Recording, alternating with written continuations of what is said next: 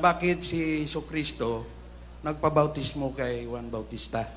Dahil ang sabi niyo na ang bautismo ay para lang sa mga taong may kasalanan, di ba? Si Kristo po. Oo, si Kristo. Kasi po, nagseset siya ng halimbawa.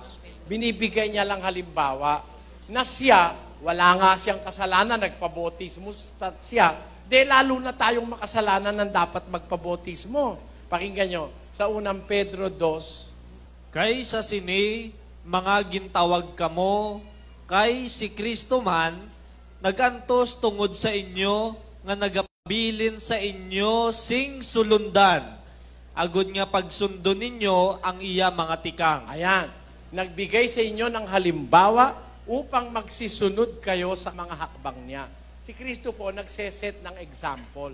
Hindi ibig sabihin, kaya siya nagpabautismo, may kasalanan siya. Nagpakita po siya ng halimbawa. 10:39 ng Marcos.